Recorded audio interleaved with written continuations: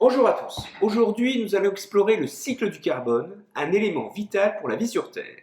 Alors pour nous, le carbone, il se trouve dans l'air, les océans, les plantes, les animaux et même dans les roches sous nos pieds. Dans cette vidéo, nous allons découvrir ensemble les 4 principaux réservoirs du carbone pour la Terre, c'est-à-dire l'atmosphère, les océans, la biosphère et la lithosphère. Nous verrons comment le carbone est stocké dans ces réservoirs, comment ils circulent entre eux et pourquoi il est si important pour notre planète. Alors commençons par le premier réservoir de carbone, l'atmosphère. L'atmosphère terrestre contient du carbone, principalement sous 2 formes, le dioxyde de carbone, le CO2, et le méthane, CH4. Mais il existe aussi du monoxyde de carbone, CO, et des particules de carbone. Alors ce carbone atmosphérique provient de sources naturelles et anthropiques, c'est-à-dire d'origine humaine. Alors lorsque la Terre s'est formée il y a environ 4,5 milliards d'années, elle était constituée de gaz et de poussière. Et donc les volcans primordiaux ont libéré de grandes quantités de gaz, dont le dioxyde de carbone et le méthane, lors des premières étapes de formation de l'atmosphère. Si on regarde le magma, qui est un matériau rocheux fondu, eh bien il contient des composés carbonatés. Et la décomposition thermique des carbonates, tels que le calcaire, c'est-à-dire le CaCO3, eh bien il libère du dioxyde de carbone. Et ce dioxyde de carbone et l'hydrogène eh bien, réagissent en présence de catalyseurs métalliques pour produire du méthane et une très grande quantité d'eau. Alors, l'atmosphère primitive de la Terre contenait alors une forte concentration de ces gaz, bien plus élevée que celle d'aujourd'hui. Un des principaux facteurs de la diminution du CO2 a été l'apparition des océans. Le CO2 atmosphérique s'est dissous dans l'eau des océans. Et en parallèle, il y a environ 3,5 milliards d'années, eh bien, les premiers organismes photosynthétiques, tels que les cyanobactéries, ont commencé à utiliser le CO2 pour produire de l'oxygène via la photosynthèse. Et ce processus a non seulement réduit les niveaux de CO2, mais a également enrichi l'atmosphère en oxygène. Alors le méthane a également diminué pour plusieurs raisons. Déjà, avec l'augmentation de l'oxygène atmosphérique due à la photosynthèse, le méthane a commencé à être oxydé en CO2 et en eau. De plus, les bactéries qui consomment le méthane, elles ont contribué à la réduction du niveau de CH4. Alors, vous voyez que tous ces processus ont progressivement transformé l'atmosphère, la rendant plus semblable à celle que nous connaissons aujourd'hui. Cependant, les niveaux de CO2 et de CH4 ils ont considérablement augmenté au cours des 2 derniers siècles en raison des activités humaines. Alors la combustion du carbone dans le charbon, en présence d'oxygène, produit du dioxyde de carbone. Le pétrole et le gaz naturel sont principalement composés d'hydrocarbures tels que le méthane, le CH4, pour le gaz naturel. La déforestation, notamment par brûlée, elle libère du CO2. Et lorsqu'on brûle de la biomasse telle que le bois, le carbone qui est contenu dans les plantes est converti en CO2. Toute décomposition des matières organiques en présence d'oxygène produit du CO2 et de l'eau. Si on prend les ruminants tels que les vaches, elles produisent du méthane et du CO2 lors de la digestion de la cellulose. Et on va retrouver cette fermentation dans la décomposition anaérobie de la matière organique, dans les rizières, et vous savez que les décharges produisent également du méthane. Alors aujourd'hui, le dioxyde de carbone, il représente environ 0,04% de l'atmosphère terrestre. Alors ça peut sembler peu, mais c'est cette petite quantité, on le verra, qui joue un rôle crucial dans la régulation du climat. Alors les niveaux de CO2 dans l'atmosphère ont considérablement augmenté depuis le début de l'ère industrielle. Si on prend en 1750, les niveaux de CO2 étaient d'environ 280 parties par million, par le ppm. En 2023, ces niveaux ont dépassé 420 ppm. Ça veut dire qu'il y a une augmentation de près de 50%. Le méthane, alors lui, il est présent en plus faible quantité que le CO2. En 1750, la concentration de méthane était environ de 700 parties par milliard, 700 ppb. Aujourd'hui, cette concentration a presque triplé, atteignant environ 1900 ppb. Donc vous voyez que toutes les données montrent clairement que les émissions de CO2 et de CH4 ont augmenté de manière exponentielle avec l'industrialisation et l'urbanisation.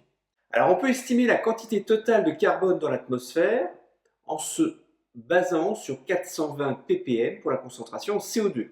Alors la masse de l'atmosphère est de 5,10 puissance 18 kg, et donc il faut pondérer par la masse molaire du CO2. Alors on peut faire le même calcul pour le méthane, qui lui est concentré à 1,9 ppm. Donc je vous redonne la masse molaire du CH4, c'est 16 grammes par mol. Et donc, en utilisant le rapport des masses molaires, carbone sur CH4, et bien ça nous donne 7 gigatonnes de carbone en provenance du méthane. Et donc après, pour faire le total, vous faites la somme, et on estime à 600 gigatonnes de carbone dans l'atmosphère. Alors si on compare au GIEC, lui il annonce des chiffres un peu plus aboutis, de l'ordre de 750 gigatonnes de carbone. Alors passons maintenant à un autre réservoir important de carbone, ce sont les océans. Et les océans jouent un rôle vital dans le cycle du carbone parce qu'ils absorbent une grande quantité de dioxyde de carbone de l'atmosphère.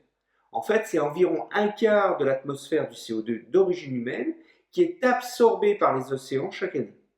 Donc ce CO2 atmosphérique, il se dissout à la surface des océans et ça réagit avec l'eau pour former de l'acide carbonique. Alors cet acide carbonique peut ensuite se dissocier pour former les ions bicarbonate et carbonate.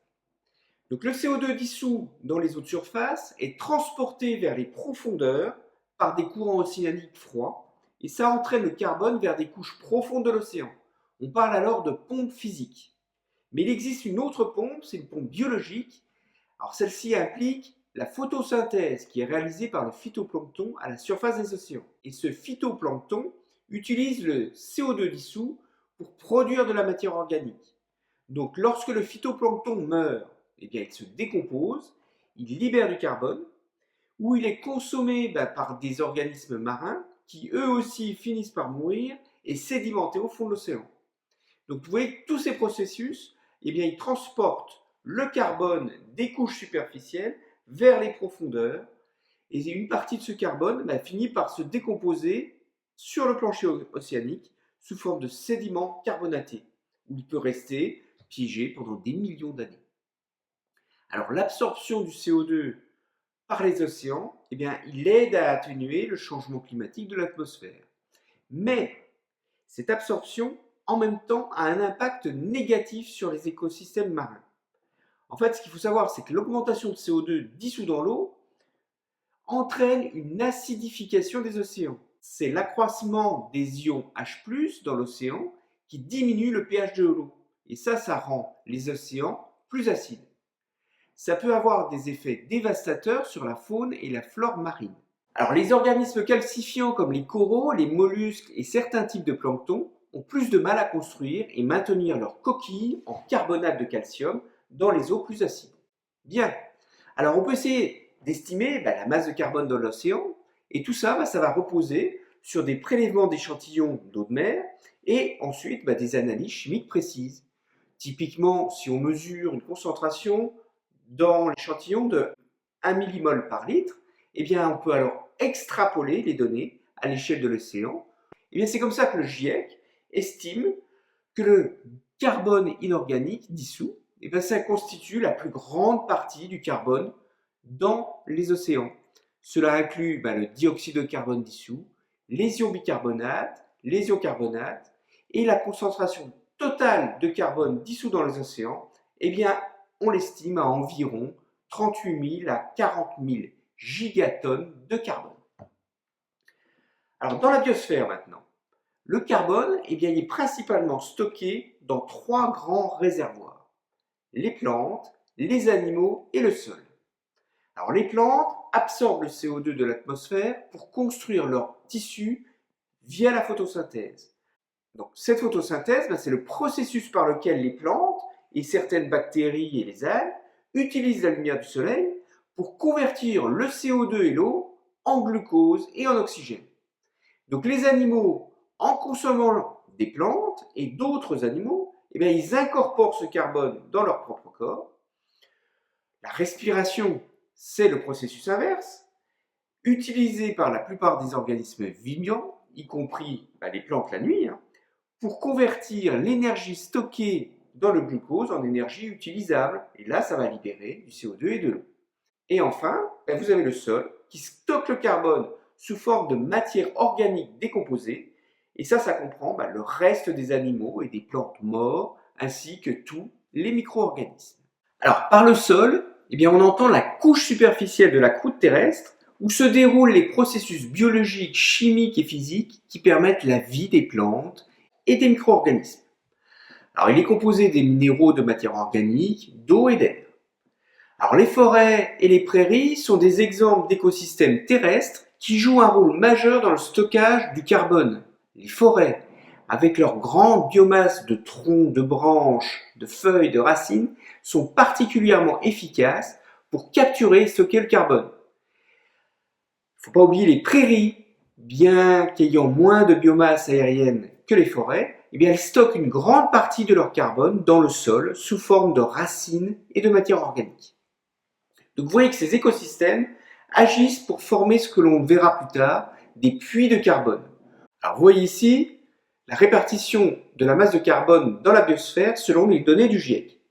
Alors le graphique en camembert illustre 4 catégories principales. Vous avez les forêts, environ 400 gigatonnes de carbone, les prairies, 200 gigatonnes, les sols, représentés en rouge, c'est 1500 gigatonnes, ce qui en fait le plus grand réservoir, et vous avez les animaux et les micro-organismes, environ 2 gigatonnes. Au total, ça représente pas moins de 2102 gigatonnes de carbone dans la biosphère. Donc vous voyez que ce graphique souligne l'importance cruciale des sols dans le stockage du carbone.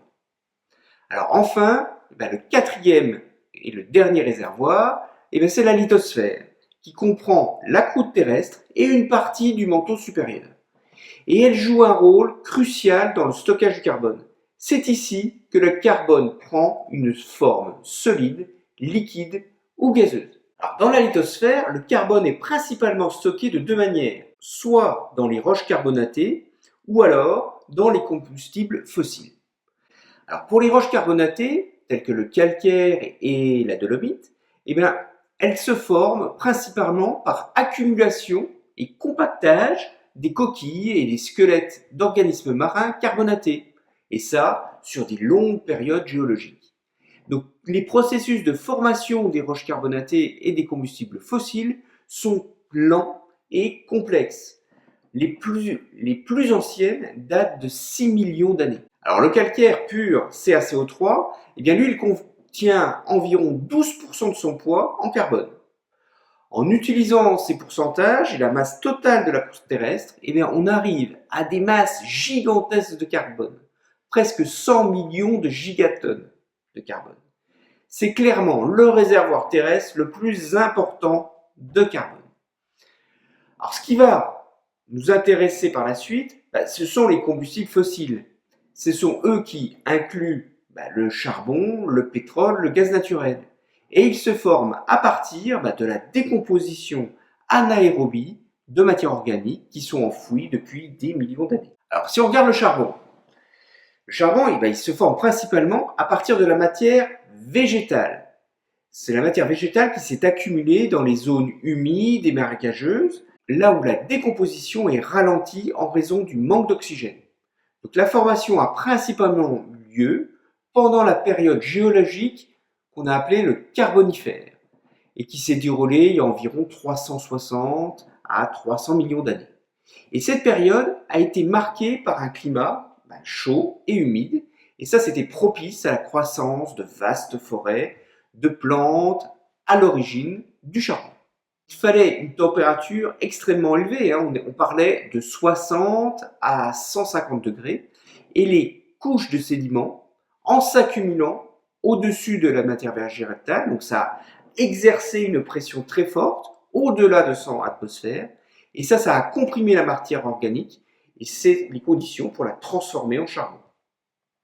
Alors, les gisements de charbon, vous les trouvez principalement dans les bassins sédimentaires.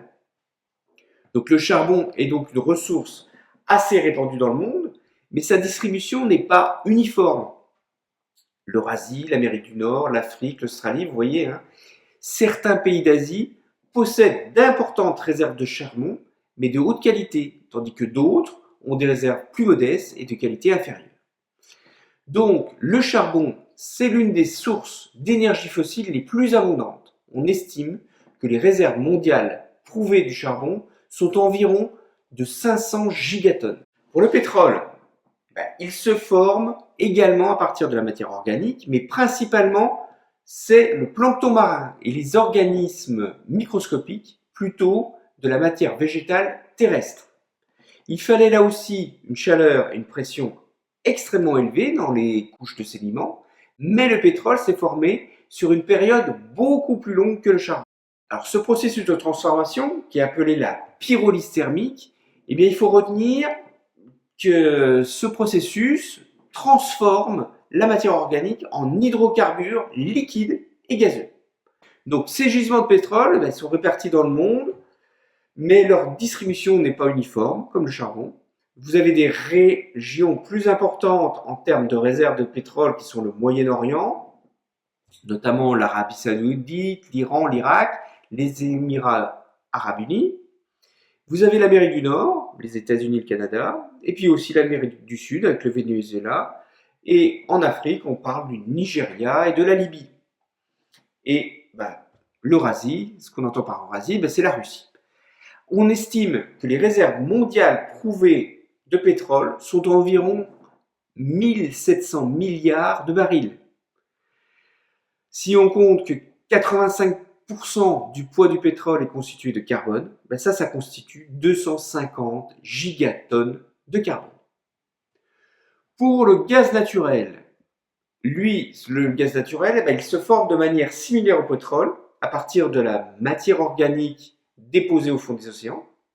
Cependant, dans le cas du gaz naturel, c'est une plus grande chaleur et une plus grande pression qui va entraîner une conversion plus poussée de la matière organique en hydrocarbures et cette fois-ci gazeux. Le gaz naturel va donc être trouvé dans les gisements souvent associés aux réservoirs de pétrole et les gisements de gaz naturel sont répartis à travers le monde, mais certaines régions, on retrouve le Moyen-Orient, la Russie, l'Amérique du Nord, l'Australie, sont particulièrement riches en réserves de gaz naturel. Donc les réserves mondiales prouvées de gaz naturel sont estimées à environ 200 000 milliards de mètres cubes et vous avez 75% du poids du gaz naturel qui est constitué de carbone, ce qui donne environ 150 gigatonnes de carbone. Le graphique ici vous montre la proportion relative du carbone qui est contenue dans chacun des types de combustibles fossiles. Et vous voyez que bien que le charbon soit le plus abondant en termes de réserve de carbone, le pétrole et le gaz naturel jouent également des rôles significatifs dans les ressources mondiales de carbone. Bien retenir que ces ressources sont toutefois finies et leur exploitation a des implications importantes pour l'environnement et le changement climatique. En Europe, les ressources en combustibles fossiles sont relativement limitées. Et ça souligne l'importance de la transition vers des énergies renouvelables et durables. Donc pour conclure, il est essentiel de retenir que le carbone, il est présent dans les 4 principaux réservoirs sur Terre, l'atmosphère, les océans, la biosphère et la lithosphère.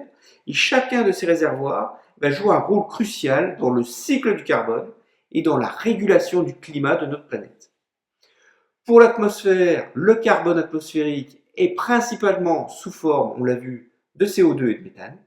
Et il provient des sources naturelles, telles que les émissions des volcans et la décomposition organique, mais il est aussi de sources anthropiques, avec la combustion des combustibles fossiles et la déforestation. Pour les océans, ils absorbent une grande quantité de CO2 atmosphérique, et donc ça agit comme un puits de carbone, mais attention, on l'a vu, cette absorption entraîne également une acidification des océans, ce qui peut avoir des conséquences néfastes sur les écosystèmes marins. Alors, la biosphère stocke le carbone dans les plantes, les animaux et les sols. On a vu la photosynthèse des plantes qui absorbent le CO2 atmosphérique, tandis que la respiration des organismes vivants et la décomposition des matières organiques, elles libèrent du CO2 dans l'atmosphère. Et enfin, la lithosphère, elle stocke le carbone sous forme de roches carbonatées et de combustibles fossiles. Les roches carbonatées se forment à partir des coquilles et les squelettes d'organismes marins, tandis que les combustibles fossiles, tels que le charbon, le pétrole et le gaz naturel, sont les résultats de la décomposition anaérobie de matière organique enfouie depuis des millions d'années. Alors, en ce qui concerne la répartition en pourcentage des réservoirs de carbone, ce sont les roches carbonatées qui écrasent tout le reste. Vous avez les stats avec 99,9%. Donc le carbone dans l'océan n'est que de 0,01%. Et pourtant, sans l'océan, nous n'aurions pas de vie. Alors, si on note les roches carbonatées et les océans, sur lesquels on n'a pas forcément de levier, le carbone se répartit pour plus de 50% pour la biosphère, et le reste, il se partage entre l'atmosphère et les combustibles fossiles. Donc globalement, ça fait environ, pour retenir, 500 000 gigatonnes de carbone sur Terre. Et nous sommes 8 milliards sur Terre, et on est constitué de 18% de carbone. Donc nous ne sommes que 0,01% du carbone planétaire. Et vous en pensez quoi? Faut-il négliger le réservoir humain infime? Allez, n'hésitez pas à commenter. Je vous remercie pour votre attention et je vous dis à bientôt pour la suite.